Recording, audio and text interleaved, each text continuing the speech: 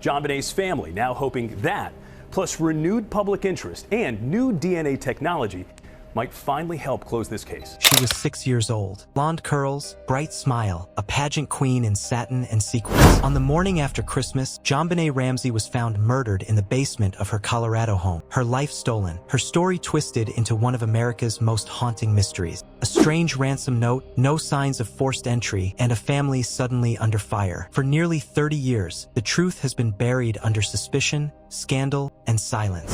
Now, new DNA technology and a long-hidden suspect are blowing the case wide open. Could justice finally be within reach? Let's uncover the chilling truth. For nearly 30 years, the tragic case of JonBenét Ramsey has haunted America like a cold whisper in the night. A 6-year-old beauty queen found murdered in her own home, a bizarre ransom note demanding an eerily specific amount of money, and a wealthy family whose image shattered overnight. This was no ordinary crime. As families argued over dinner tables and the media spun their theories into sensational headlines, the truth quietly hid in plain sight. Now, almost 3 decades later, new forensic tools, determined investigators, and long-awaited DNA revelations may finally offer the closure this case and this little girl deserves. What you're about to read may shake your understanding of everything you thought you knew. The nightmare began on the morning after Christmas, December 26, 1996. Patsy Ramsey woke up in her opulent Boulder, Colorado, home to find a handwritten ransom note placed on the staircase. The note, strangely detailed and excessively long, demanded exactly $118,000, coincidentally the same amount as her husband John's annual work bonus. Alarmed and confused, Patsy called the police immediately, reporting what she believed to be a kidnapping. Police arrived and began their investigation, but tragically, they failed to treat the entire house as a crime scene. Only JonBenét's bedroom was cordoned off, leaving the rest of the house, where crucial evidence might have been waiting, open to family members and friends who freely roamed the property. It was a catastrophic mistake. Later that same day, John Ramsey, JonBenét's father, made a horrific discovery in the basement. There, hidden behind a door in a wine cellar, lay JonBenét's small, lifeless body. She had been strangled with a homemade garrote constructed from a cord and part of a paintbrush found in the house. Her skull had been fractured, and although there were suggestions of sexual assault, no definitive evidence supported it. The official cause of death was determined to be asphyxiation due to strangulation, combined with blunt force trauma to the head. In that moment, a family's life was shattered, and a mystery that would captivate the nation for decades was born. The media frenzy that followed was swift and unrelenting. JonBenét wasn't just any little girl. She was a beauty pageant contestant, frequently photographed in glamorous costumes and tiaras. These images, both innocent and controversial, became the centerpiece of tabloid speculation. The public was drawn to the case like moths to a flame, and the narrative quickly turned dark. Whispers turned to accusations. The seemingly perfect Ramsey family found themselves under intense scrutiny. Why didn't Patsy remember the pineapple JonBenét had eaten before she died? Why did John pick up his daughter's body and move it, potentially contaminating evidence? And what about the baffling ransom note, which appeared to have been written inside the house using the family's own paper and pen? Suspicion began to swirl not only around the parents, but around JonBenét's older brother, Burke, who was just 9 years old at the time. He remained silent for many years, fueling wild theories that he may have accidentally harmed his sister and that the parents covered it up. The note itself baffled experts. It was far too long for a ransom note, and its signature, SBTC, was never explained. There were fibers from Patsy's clothing on the duct tape used on JonBenét, and yet no concrete evidence linked her to the crime. There were no signs of forced entry, no security camera footage, and most disturbingly, no follow-up communication from the so-called kidnapper. Then came the DNA revelation. In 1998, tests showed that DNA found on JonBenét's underwear didn't match any family member.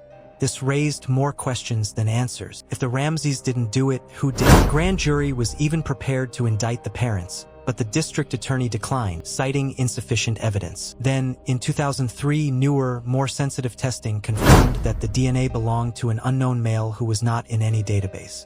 The police eventually issued a public apology to the Ramseys in 2008, formally clearing them of any wrongdoing. Tragically, by that time, Patsy had already passed away from cancer. Despite being legally absolved, public suspicion remained. The mistakes made by the Boulder Police Department were impossible to ignore. Not only had they botched the initial investigation, but they'd also failed to follow up on other possible leads. Astonishingly, 9 months after JonBenét's murder, another young girl was attacked in Boulder, just blocks away from the Ramsey home. This girl was also a dancer, went to the same school as JonBenét, even performed with her in local shows. The attacker entered silently and fled when confronted by the girl's mother, escaping by leaping off a balcony. Yet the police never thoroughly investigated a possible connection between the two crimes. In fact, they discarded key evidence, most notably the victim's bedsheets, which could have held crucial DNA. Once again, another opportunity to find answers was wasted. Still, the case refused to die. It simmered in the background of America's consciousness, spurring unanswered questions to true crime enthusiasts, tired detectives, and armchair sleuths across the globe. Thousands of Reddit threads, YouTube videos, and podcast episodes dissected every scrap of evidence, every police misstep, and every possible suspect. Some people even built home investigation boards, complete with strings and pins, as if solving the mystery themselves would bring justice to a little girl they'd never met. But while public interest remained high, there were no major developments until 2024, when the silence was finally broken by the very thing that didn't exist in 1996, advanced DNA technology. Game changer was genetic genealogy, a revolutionary method that had already cracked dozens of cold cases, including the infamous Golden State Killer. Rather than relying on direct DNA matches in criminal databases, genetic genealogy connects the dots using DNA samples voluntarily submitted to ancestry and genealogy websites. Even if a killer never submits their own DNA, it doesn't matter. If a third cousin, great uncle, or even a distant relative does, investigators can start building out that person's family tree. It's like solving a jigsaw puzzle with millions of potential pieces, and in JonBenét's case, the picture was finally becoming clear. Boulder police teamed up with Parabon Nanolabs, leading company in forensic genealogy, to revisit the tiny DNA sample collected from JonBenét's clothing and under her fingernails. This sample had always been a source of frustration. In the 90s, it was too small to analyze properly. But now, with enhanced sensitivity, scientists could extract a complete profile from even microscopic traces of DNA. When that newly reconstructed profile was uploaded to GeneMatch, a public DNA database, it generated hits. Not close relatives, but distant ones, second and third cousins, people who didn't know each other but unknowingly shared a sliver of DNA with the killer. Over the next few months, forensic genealogists did what old-school detectives could not. They built a roadmap through history, one DNA marker at a time. Working with detectives of bloodlines, they pored over census records from the 1900s, combed through obituaries in small-town newspapers, scoured marriage and birth certificates, and even dug through public social media profiles. Every relative they found brought them one step closer to the unknown suspect. Branches of this sprawling family tree stretched across states, generations, and timelines, but at the end of it stood one man, a man who had slipped through the cracks for nearly 30 years. The suspect wasn't someone the media had ever mentioned. He wasn't a neighbor with a grudge or a relative with a motive. He was, in many ways, invisible,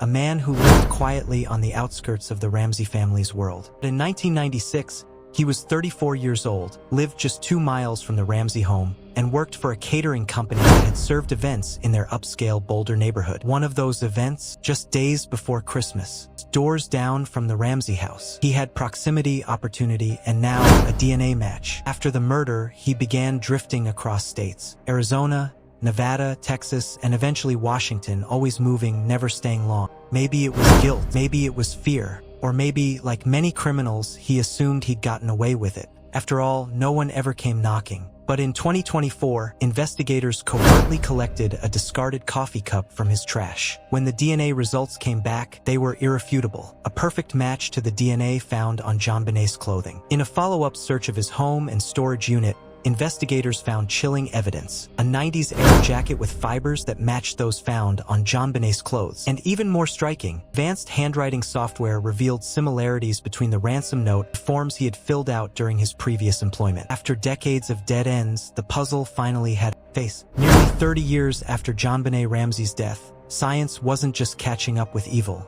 It was confronting it. And this time, justice might finally win. The process was painstaking. Analysts combed through birth records, social media posts, marriage licenses, and obituaries. After months of meticulous research, they found a man who fit the timeline and profile perfectly. In 1996, he lived just 2 miles from the Ramsey home, worked for a catering company that serviced parties in the neighborhood. He even worked an event just a few houses away from the Ramseys during the Christmas season. This man, now in his early 60s, had never been on law enforcement's radar. His criminal history included only minor offenses, burglary and fraud, but nothing violent. After JonBenét's death, he moved away from Colorado, bouncing from Arizona to Nevada and Texas and finally Washington state. Police collected his DNA secretly from a discarded coffee cup. When the results came back, it was a match. His DNA perfectly aligned with the sample found on JonBenét's clothing. A search of his residence and storage unit, authorities found a 1990s-era jacket with fibers that matched those on JonBenét's clothes. Using new software, analysts even found that the handwriting on the ransom note bore significant similarities to his old employment documents. At the time of this writing,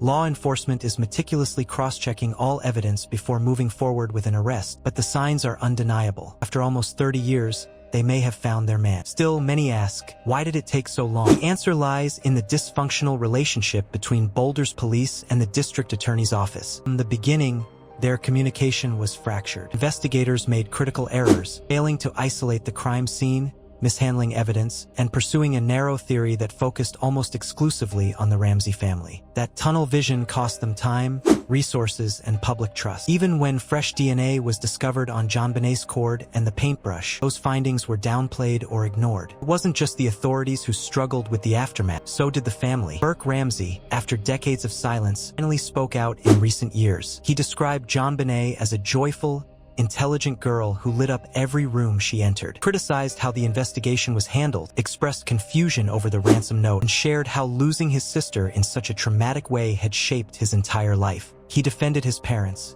insisting they were grieving, not guilty, and hoped that the truth would finally clear their names and offer peace. So who was JonBenét Ramsey? Really? Beyond the headlines and theories, she was a vibrant 6-year-old who loved to perform. She participated in beauty pageants not because she was forced to, but because she enjoyed dressing up and entertaining crowds. Her parents supported her dreams, and her home life, while affluent, was filled with love. She attended High Peaks Elementary, where she was just another bubbly kindergartner with big dreams. Her tragic death stands in sharp contrast to the joyful life she led. A life full of promise, suddenly and brutally cut short. In the end, JonBenét Ramsey case isn't just a story about a murder. It's a cautionary tale about what happens when justice goes astray. It's a chilling reminder of how quickly public perception can become prosecution, how the glare of media attention can blind investigators, and how one misstep, like failing to secure a crime scene, can unravel an entire case. This tragedy exposed the weaknesses in law enforcement coordination, the limitations of 1990s forensic science, and the devastating weight of suspicion placed on a grieving family. What should have been a straightforward pursuit of truth instead became a media circus,